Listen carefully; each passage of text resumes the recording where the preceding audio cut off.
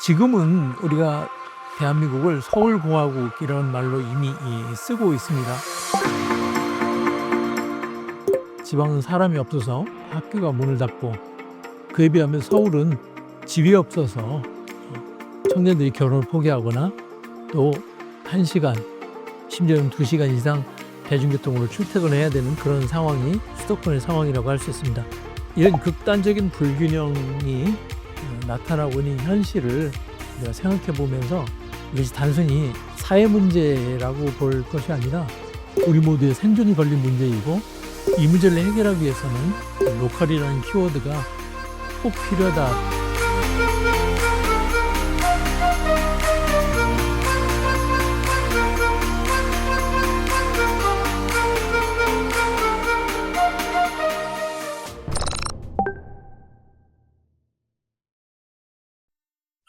지금 우리가 살고 있는 시대는 세계화가 극단적으로 진행된 시대의 어떤 끝자락에 있다고 생각을 합니다.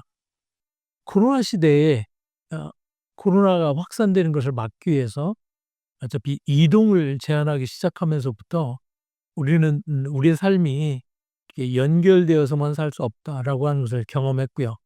또 우리가 일상적으로 쓰던 마스크도 사실은 우리나라에서 만든 것이 아니라 중국 이런 데서 만들어진 것이 오다 보니까 막상 정말 필요한 때에 그냥 마스크 한 장조차도 스스로 만들어서 사용하지 못했던 이런 경험이 있습니다. 우리가 세계화를 통해서 전 세계가 하나로 연결되었다라고 생각했던 것이 조금씩 균열이 생기고 있는 것을 볼 수가 있습니다. 가장 큰 이제 사회 문제의 원인이라고 할 수 있는 게 이 부분인데요. 경제적인 격차가 점점 더 확대되고 있다라고 하는 현실입니다. 우리나라의 경우에 지금 현재 자산 상위 20%하고 하위 20%를 비교하면 20배 정도의 차이가 있다라고 2020년 기준으로 통계가 나오고 있습니다. 그러니까 IMF 외환위기 이후에 우리의 소득 격차, 자산의 격차가 너무 커져서 이제는 상위 20%의 사람들이 하위 20% 사람들에 비해서 20배 이상이 되는 그런 부를 가지고 있다라고 하는 거죠. 이만큼 이제 양극화가 심해졌다, 경제적 격차가 심해졌다라고 이야기할 수 있을 겁니다. 우리나라의 연간 노동시간이 2193시간이라고 그럽니다. 2193시간. 이에 비해서 미국 같은 경우는 1778시간. 우리보다 이제 대략 420시간 정도가 낮은 거죠. 그리고 행복도가 가장 높다고 하는 오스트레일리아 같은 경우는 1686시간, 그리고 북유럽의 노르웨이는 1414시간. 거의 우리하고 600시간 이상의 차이가 나타나는 거죠. 학생부터 직장인까지 모두 지쳐 있는 거죠. 이런 일을 과로하는 현상은 다른 심리적 문제, 사회적 문제로 이제 이어지게 되는데, 2030 세대의 10명 중 8명이 무엇인가 포기한 것이 있다. 정확히는 75.7%가 무엇인가 포기한 것이 있다. 이렇게 응답을 했다고 합니다. 결혼을 포기한 게 46.7%, 연애를 포기하는 게 46.5%, 꿈과 희망을 포기했다는 게 43.2%, 내 집 마련을 포기했다는 게 43%, 인간관계, 자기계발, 건강관리, 그리고 이제 잘 알려진 출산을 포기했다라고 하는 것도 30%가 넘게 나타나고 있습니다. 그러니까 포기할 수밖에 없었던 그 이유 중에 한 가지는 각자 도생의 사회가 됐다라고 하는 점도 또 이야기를 해야 될 부분 중에 하나인 것 같습니다.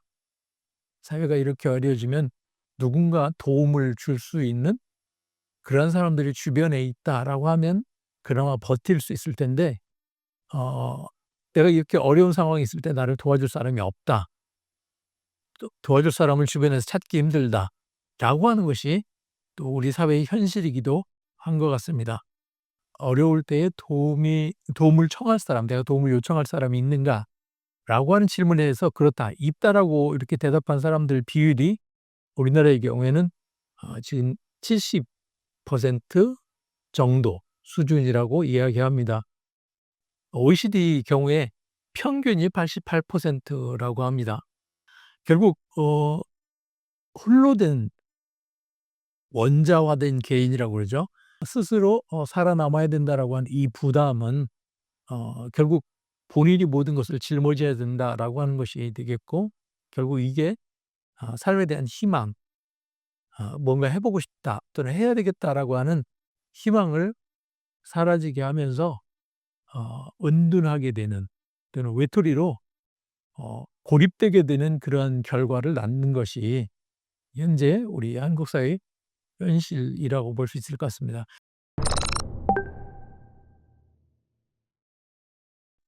마강리 교수라고 하는 분이 쓴 지방도시 살생부라고 하는 책을 보면은 이런 표현을 쓰고 있습니다. "지방 중소도시의 피를 빨아 수도권이 비대해진 역사다." 결국 수도권이 이렇게 성장한 역사는 수도권이 자체적으로 그 내부적으로 성장한 것이 아니라 지방 중소도시에서 성장한 청년 인력들이 수도권으로 옮겨가게 돼서 나온 그런 결과라고 할 수 있을 겁니다.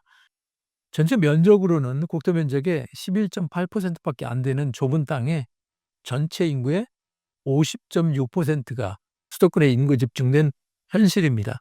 수도권의 인구가 더 많으니까 수도권의 인구가 더 빨리 늘고 더 많이 늘어나야 되는데 사실은 그렇지 않다라고 하는 것이 데이터로 입증이 되고 있습니다. 통계를 보면 2023년 기준에 서울의 합계 출산율은 0.55 명입니다. 전국 꼴찌예요.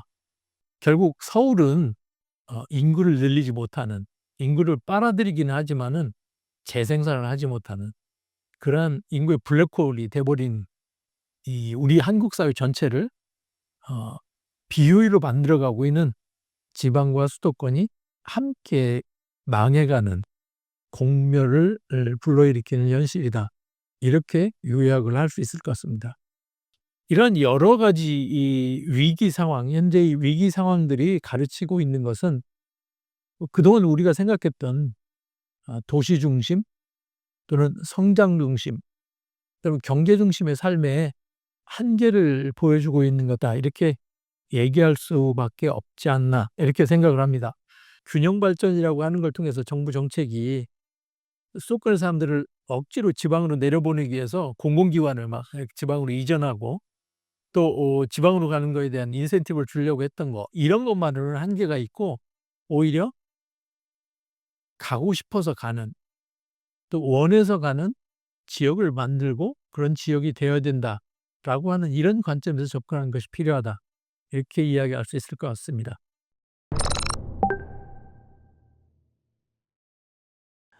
로컬이라고 얘기한다고 그래서 단순히 그냥 시골로 내려가 갖고 농사 짓는 거 뭐 그걸 의미하는 것이 아니다라고 하는 걸 이야기해야 된다라는 거죠. 지금 MZ 세대 그리고 이 트렌드에 민감한 세대 사람들에게는 로컬이 더 이상 촌스러운 곳이 아니라 어떻게 보면 힙한 곳이라고 하는 이런 관점에서 재발견될 수 있다 또는 재발견되고 있다. 이렇게 이야기해야 될 것 같습니다. 로컬 라이프, 로컬에서 사는 사람들의 모습을 이 로컬 라이프 스타일을 보여주는 가장 대표적인 예가 몇 가지 있을 것 같은데요. 그중에 이제 제가 예를 들고 싶은 거는 로컬 푸드하고 로컬 책방, 로컬 카페 같은 거를 이제 예를 들을 수 있을 것 같습니다.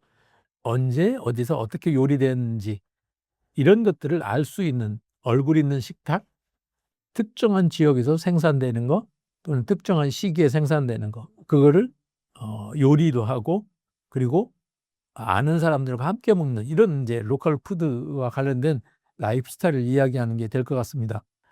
또 다른 예를 든다면은 아마 동네 책방에 관한 얘기를 들어야 될 것 같아요.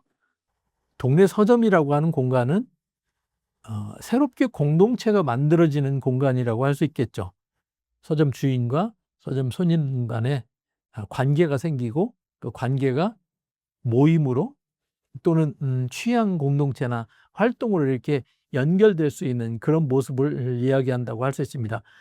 결국 이 동네 서점이라고 하는 공간은 새롭게 공동체가 만들어지는 공간이라고 할 수 있겠죠.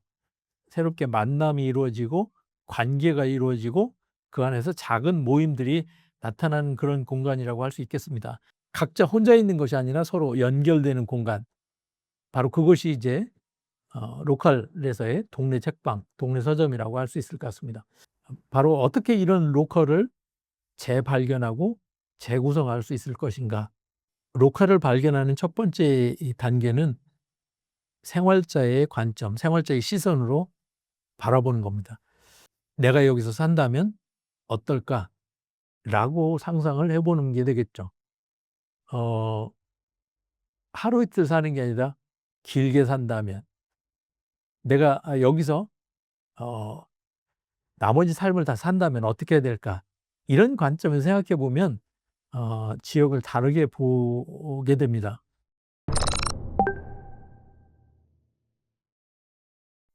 생업이라고 하는 거는 살면서 하는 일 또는 살아가기 위해서 하는 일, 이렇게 이야기할 수 있을 것 같습니다. 특히 뭐 AI 이런 것이 등장하면서 우리의 직업이라고 하는 것이 '지속성이 없다.'라고 하는 걸 확인하고 있기 때문에 그 문제를 해결하기 위해서, 그 문제를 넘어서기 위해서 '생업이란 말을 써야 된다.' 이런 생각을 하고 있습니다. 소설가 김훈이 "밥벌이야말로 인간의 가장 숭고하고도 눈물겨운 운명이다." 결국 그 생업이라고 하는 것은 내 삶을 지탱하는 일, 내 삶에 의미를 부여줄 수 있는 일, 그런 일을 얘기하는 거가 되겠죠. 오늘날 대부분의 직장인들은, 사회생활하는 사람들은 어 돈이 되는 것에 일차적으로 매여 있다고 생각이 되기도 하고요. 또는 사회가 요구하는 것, 특히 직장에서 요구하는 것, 거기에는 집중을 하고 있지만 그거를 따를 수밖에 없는 그런 상황이 있지만 '정말 이게 내가 좋아하는 건가? 내가 정말 잘하는 건가?'라고, 주체적으로 스스로 '잘하는 건가?'라고 하는 거에 대해서는 어 퀘스천 마크, 의문을 갖게 되는 것이 인제 오늘날 현실인 것 같습니다. 바로 이게 이제 소외가 일어나는 거죠. 철학 용어로 얘기하는 소외. 내가 하는 노동이 내 것이 아니고, 내가 쓰는 시간이나 이것이 나의 것이 아니라 다른 사람의 것, 나랑은 별개의 것이 돼 버리는 이러한 일이 벌어진다라고 하는 겁니다. 바로 이런 일이 벌어졌을 때 내가 일을 한 그 결과가 나에게 기쁨이나 만족이 되지 못할 때, 그때 인제 우리가 번아웃이라고 하는 것이 나타나고, 그것이 지속되면은 피로 사회, 피로감이 생기고 우울증이나 무력감이 생긴다라고 하는 거거든요. 바로 이런 문제를 생각해 볼 수 있도록 해 주는 방법이 이키가이라고 하는 거로 얘기할 수 있을 것 같습니다.